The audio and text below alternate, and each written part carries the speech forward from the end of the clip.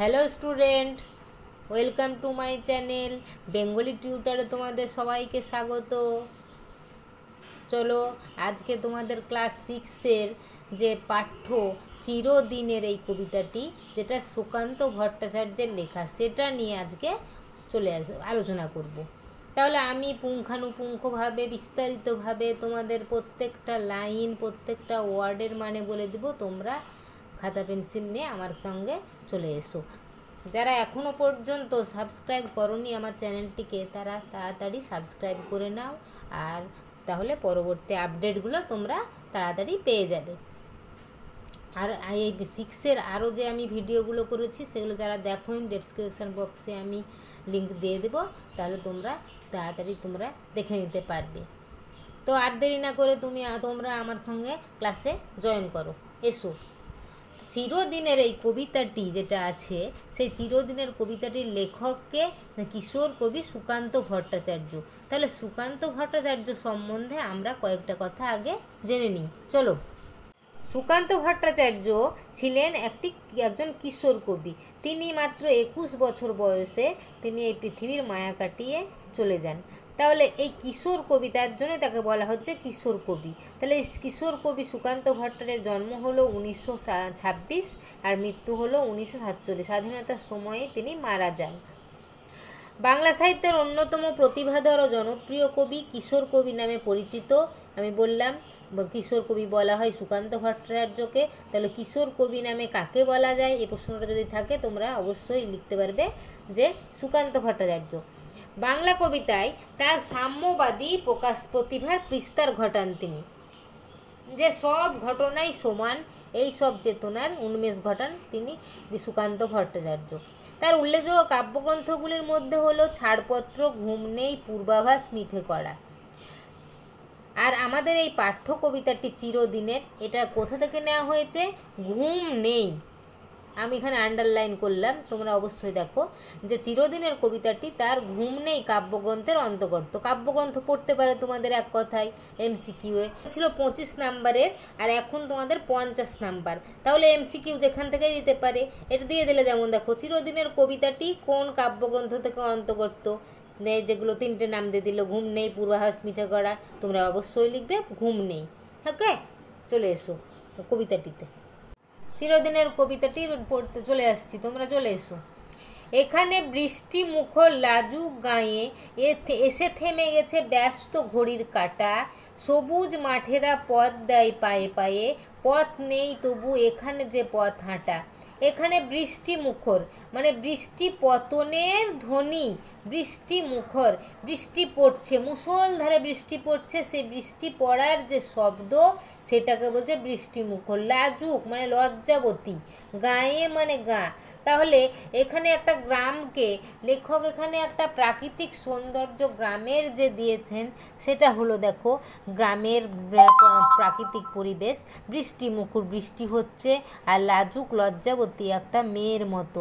গ্রাম, গ্রাম মানে লজ্জা থাকবে একটু, এরকম। শহরের মতো সে অত স্মার্ট নয়, কিছু নয়। লাজুক মানে গ্রামের পরিবেশকে লাজুক বলেছেন লেখক। তাহলে বৃষ্টিমুখর লাজুক গায়ে যেখানে বৃষ্টি পড়ছে, এই লজ্জাবতী লাজুক গ্রামে এসে থেমে গেছে ব্যস্ত ঘড়ির কাঁটা। এখানে কি হচ্ছে? ব্যস্ত মানে তা খুব ব্যস্ত ঘড়ির কাঁটা, ঘড়ির কাঁটাটা এক জায়গায় যেন এখানে থেমে গেছে। শহরে কি হয়? ব্যস্ত, কেউ কারোর দিকে তাকায় না, নিজের ব্যস্ততায় নিজেই হেঁটে চলে। সব যে অফিস আদালত সব সময় যেন ব্যস্ত, ঘড়ির কাঁটার সঙ্গে তারা চলছে, যন্ত্রের মতো যেন তারা চলছে। কারো কি হলো না হলো সেদিকে ভ্রুক্ষেপ নেই, নিজের মনেই চলেছে, তোরা হেঁটেই চলেছে তারা। থামার কোনো তাদের কোনো থামার দরকারই নেই, যে কাজে যাচ্ছে সে কাজেই তারা চলে যাচ্ছে। পথে কেউ কিছু হোক না হোক সেদিকে তাকানোর দরকার নেই, এই রকম শহরের পরিবেশ। তাহলে এই গ্রামে যে লাজুক গ্রামে সে বৃষ্টিমুখ, বৃষ্টি এসে পড়েছে, সেখানে ব্যস্ত ঘড়ির কাঁটা থেমে গেছে। কারণ লেখক এখানে বলতে চেয়েছেন গ্রাম আর শহরের মধ্যে দুটি পার্থক্য দিয়েছেন, যে গ্রামে হাজার পরিবেশ এক শান্ত শিষ্ট, কেউ একে অপরের দিকে তাকায়, একে অপরের প্রতিবেশীর সঙ্গে মন ভালোবাসা তাদের প্রাকৃতিক সৌন্দর্য নিয়ে আলোচনা সব কিছুই করতে পারে গ্রামের মানুষরা। নিজে প্রতিবেশীর সঙ্গে কি সুন্দর একসঙ্গে মিলেমিশে থাকা, সেটা কিন্তু শহরে নেই। তারা ব্যস্ত, তারা সব কিছুই ব্যস্ত, তাদের নিজের কাজের ক্ষতি হয়ে যাবে এমনই তারা ব্যস্ত, আপাদমস্তক নিজেকে ব্যস্ত রাখে। তাই এই লেখক এই দুটো লাইনের মধ্যে শহর আর গ্রামের পার্থক্য দিয়েছেন। সবুজ মাঠেরা পথ দেয় পায়ে পায়ে, পথ নেই তবু এখানে যে পথ হাঁটা। সবুজ মাঠ হয় সবুজ, গ্রাম বাংলার মাঠ সবুজ চারিদিকে ঘেরা। সেখানে আমরা শহরে কিছু দেখতে পাবো না। শহরে কি দেখব? ইট কাঠ পাথরের বাড়ি আর কলকারখানা এসব দেখব। কিন্তু সব মাঠে আমরা গ্রামে এলে কি দেখি? সবুজ মাঠ, সেখানে পথ দেয় পায়ে পায়ে, সেই পথে হেঁটে যায়। দেখো দুই দিকে জমি আর মধ্যে সবুজ একটা যেদিক দিয়ে হাঁটা যায় মেঠো পথ, সেটাকে বলে পায়ে পায়ে হেঁটে যাওয়া। সবুজ মাঠের মধ্যে পায়ে পায়ে হেঁটে যায় সবাই। পথ নেই তবু এখানে যে পথ হাঁটা, পথ নেই কিন্তু সেই সবুজ পথে রাস্তার মধ্যেই পথ করে নিতে তারা ভালোবাসে গ্রামের লোকরা। জোড়া দিঘি তার পাড়েতে তালের শাড়ি, দূরে বাঁশ ঝাড়ে আত্মদানের সাড়া।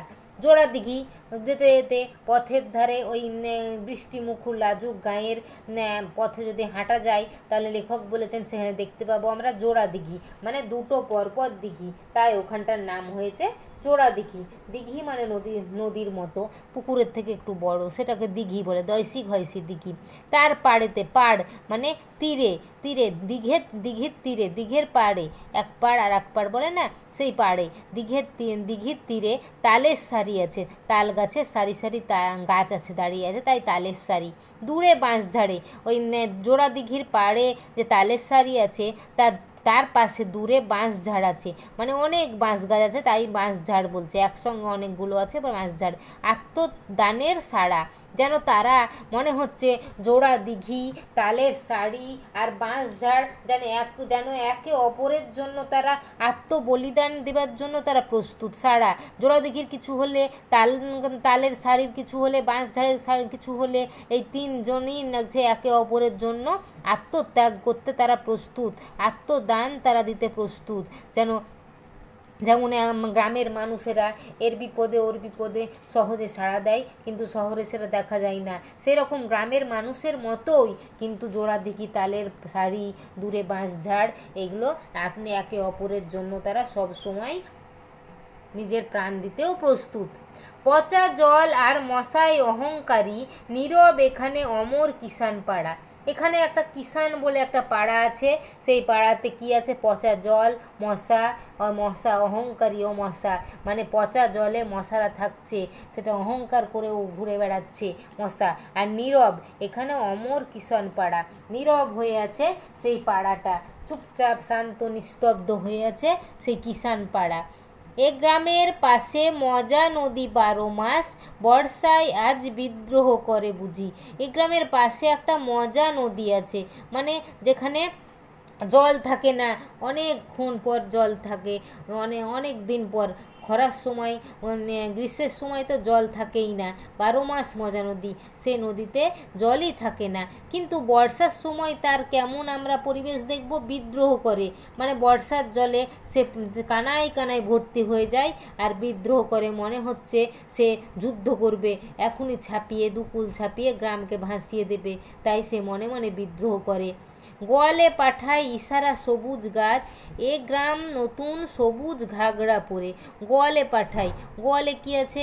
গোয়ালে গরু থাকে, সেই গোয়ালে সবুজ ঘাস কৃষকেরা, রাখাল বালকেরা তাদের গরুর জন্য ঘাস কাটে, গোয়ালে সেটা পাঠায়। এ গ্রাম নতুন সবুজ ঘাগড়া পড়ে। যখন বর্ষার সময় কি দেখতে পাবে? চারিদিকে সবুজে সবুজ, যেগুলো আমরা গ্রীষ্মের সময় দেখতে পাবো না, যেগুলো সব একদম শুকনো খটখটে হয়ে যায়। কিন্তু বর্ষার সময় প্রাকৃতিক পরিবেশ গ্রামের একদম নতুন লাগে, নতুন সাজো সাজো হয়ে উঠছে, তারা সবুজ চারিদিকে, গাছপালা, ঘাস, লতা পাতা সব কিছু। তার জন্য বলেছে যেন তারা ঘাগরা পড়ে আছে সবুজ রঙের, যেন তাদের মাথা ন্যাড়া নয়, যেমন শীতকালে যেমন সব গাছের পাতা ঝরে যায়, বসন্তকালে যেমন সব আবার কচি কচি পাতা উঠে, বর্ষাকালেও তাই, মনে হচ্ছে যেন তারা সবুজ জামা কাপড় পরে আছে। রাত্রি এখানে স্বাগত সান্ধ্য শাঁখে, কিষানকে ঘরে পাঠায় যে আলপথ। রাত্রি এখানে স্বাগত, রাত্রিকে স্বাগত জানাই সান্ধ্য শাঁখে, মানে সকাল সন্ধ্যাবেলায় সবার বাড়িতে বাড়িতে সেখানে শঙ্খ বাজে, তাই রাত্রিকে তারা আহ্বান জানাচ্ছে যে এবার রাত্রি হলো, সন্ধ্যা হলো, আমাদের শঙ্খ বাজছে। কিষানকে ঘরে পাঠায় যে আলপথ, যে আলপথ দিয়ে আমি একটু আগে বললাম মাঠের দুপাশে যে রাস্তা থাকে সেটাকেই বলে আলপথ। সেই আলপথে কিষানরা, কৃষকরা সেই আলপথ দিয়ে হেঁটে ঘরে পাঠায়। কখন ঘরে পাঠায়? যখনই সন্ধ্যাবেলায় শঙ্খ বাজে, সেই শঙ্খের ধ্বনি শুনে তারা ঘরে ফিরে আসে। বুড়ো বটতলা পরস্পরকে ডাকে, সন্ধ্যা সেখানে জড়ো করে জনমত। তার মধ্যেই বুড়ো একটা বট গাছ আছে গ্রামের মধ্যে, পরস্পরকে যেন ডাকে, তারা একে অপরকে ডাকে, সেই বুড়ো বটতলায় জমায়েত হয় সন্ধ্যায়। সেখানে সন্ধ্যাবেলায় তারা একটু মাঠ থেকে এসে একটু জল বাতাসকে হাত মুখ ধুয়ে তারা সন্ধ্যাবেলায় কিন্তু বাড়িতে বসে থাকে না, কি করে? সে বুড়ো বট গাছতলায় সবাই গিয়ে সেখানে জনমত তৈরি করে, সেখানে গল্প করে, এক আদান প্রদান করে, সারাদিন তারা কি কাজ করলো সেখানে জড়ো হয়ে তারা নিজেদের মনোভাব সব ব্যক্ত করে। তাহলে এদের মধ্যে শহরের কত, দেখো শহরের লোকরা কিন্তু বাড়ি ফিরে গিয়ে কেউ কিন্তু আর বাইরে যায় না, নিজেদের ঘরের ভিতরে থাকে, কিন্তু এরা তাদের সারা দিন কাজকর্ম করার পরও সন্ধ্যার সময় যখন শঙ্খ বাজে সেই সময় তারা ঘরে ফিরে আসে, একটু যা কিছু বাড়িতে করলো, তারপর তারা আবার বুড়ো বটতলায় পরস্পরকে ডেকে নিয়ে, সবাইকে ডেকে নিয়ে জনমত তৈরি করলো, মানে সবাই জড়ো হয়ে নিজেদের গল্প গুজব আরম্ভ করলো। তাহলে এই যে দেখো একতার পরিবেশ, সেটা আমরা কিন্তু একমাত্র গ্রামেই দেখতে পাবো, সেটা শহরে দেখতে পাওয়া যাবে না। বৃক্ষের আঁচল জড়ানো গায়ে এ গ্রামের লোক আজও সব কাজ করে, কৃষক বধূরা ঢেঁকিকে নাচায় পায়ে, প্রতি সন্ধ্যায় দ্বীপ জ্বলে ঘরে ঘরে। দুর্ভিক্ষের আঁচল, দুর্ভিক্ষ কখন হয়? যখন দেখবে খুব জল, গ্রীষ্মের সময় এক ফোঁটা জল হয় না, তখন সেটা দুর্ভিক্ষ হয়, মানে একদম খরা গ্রীষ্মকাল, সেটা তখন জমিতে ধান টান কিছু হয় না, তখন দুর্ভিক্ষ হয়। আর একটা কারণে দুর্ভিক্ষ হয় অনাবৃষ্টির ফলে, যখন খুব বৃষ্টি হলো, বন্যা হলো, যখন অনাবৃষ্টি বলে গ্রীষ্মকালে যখন বৃষ্টি হয় না সেটাকে বলে। আর বন্যার সময় যখন সব ধান টান মাঠের ক্ষেত টেত সব ডুবে যায়, ফসল হয় না চাষিদের, তখন সেই কারণে দুই কারণে দুর্ভিক্ষ হয়।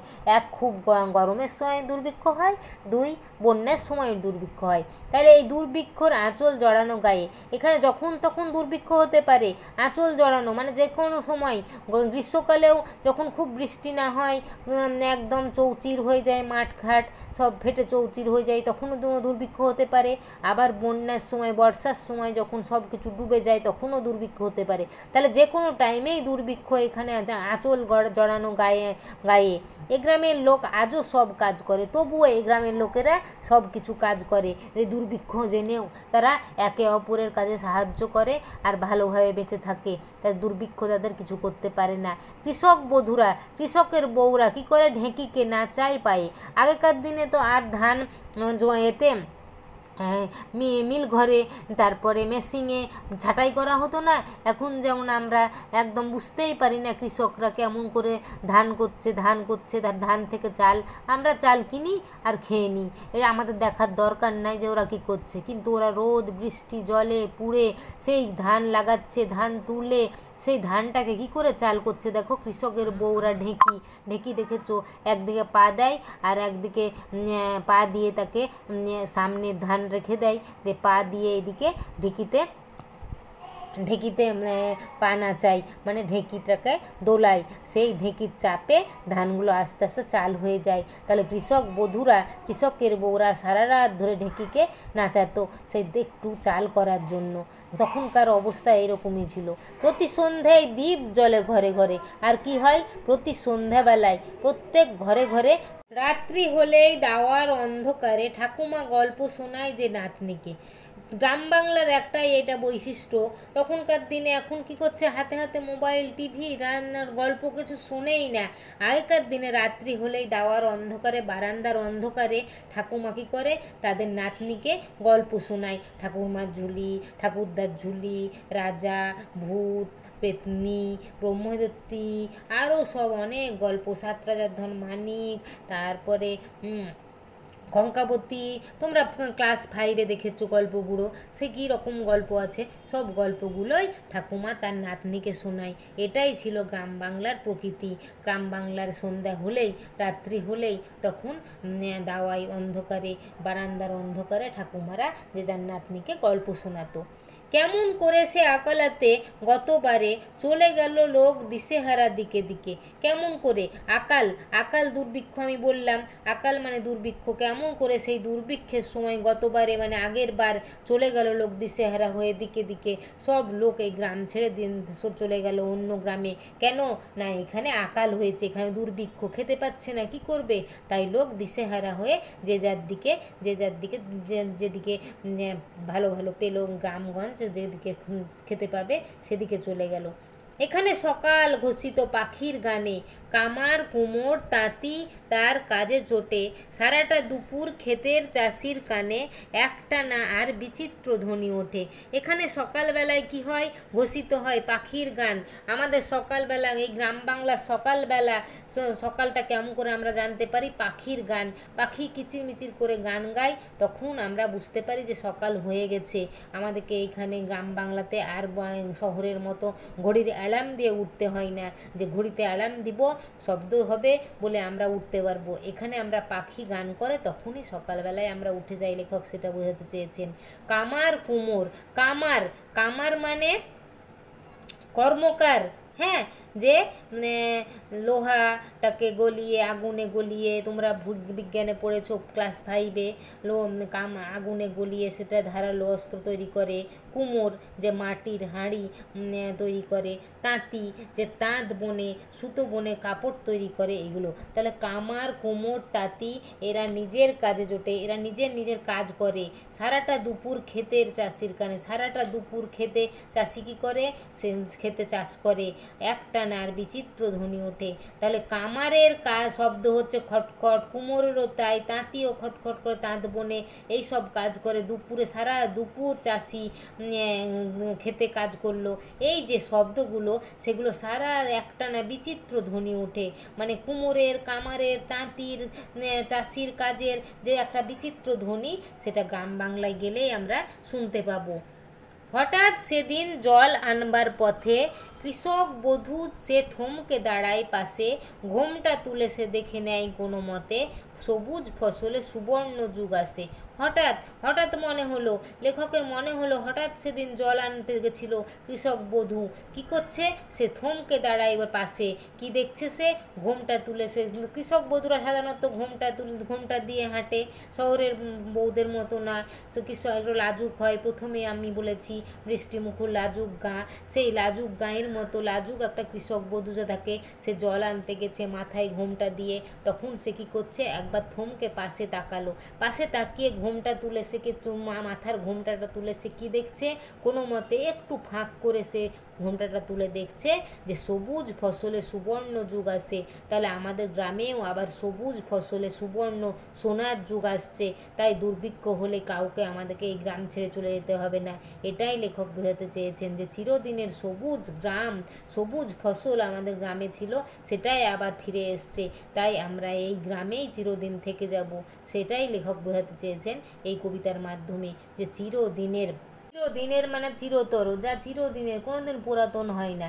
এটাই লেখক বোঝাতে চেয়েছেন চিরদিনের কবিতাটির মধ্যে দিয়ে, যে গ্রামের যে লজ্জা লাজুক গ্রামের পরিবেশ, সেই পরিবেশটা আজ কি সুন্দর সবুজে সবুজ ভরে উঠেছে। সেটাই কৃষক বধূ দেখতে পেল, যে আমাদের এখানে আর দুর্ভিক্ষে আর আকালে মানুষকে আর গ্রাম ছেড়ে চলে যেতে হবে না অন্য গ্রামে। এখানেই আমরা সবাই ভালো মন্দ হয়ে ভালোভাবে বেঁচে থাকতে পারবো, কারণ আমাদের জমিতে ফসল ফসল সবুজে সবুজ ভরে সব ফসল হয়ে উঠেছে, সেই ফসল পাকবে না আমরা আবার নিজের নিজের ঘরে তুলবো আর আনন্দে আমরা থাকবো এখানে এক হয়ে, আমরা কেউ কাউকে ছেড়ে এই গ্রাম থেকে আর কোনোদিন চলে যাব না। এটাই চিরদিনের এই কবিতার ভাববস্তু। তাহলে তোমাদের এতক্ষণ আমি চিরদিনের কবিতাটা পড়ালাম, তোমাদের কেমন লাগলো সেটা আমাকে কমেন্ট করে জানাবে। আমার ভিডিওটাকে তোমরা শেয়ার করে দিও, লাইক করো, আর কিছু অসুবিধা হলে কমেন্ট করে দিও। তাহলে আমার পড়াটা কেমন লাগলো তোমরা একটু লাইন বাই লাইন দেখে তোমরা নিজেরাই আবার পড়ে নেবে। তাহলে ঠিক আছে, আজ এই পর্যন্তই, আসি, টাটা।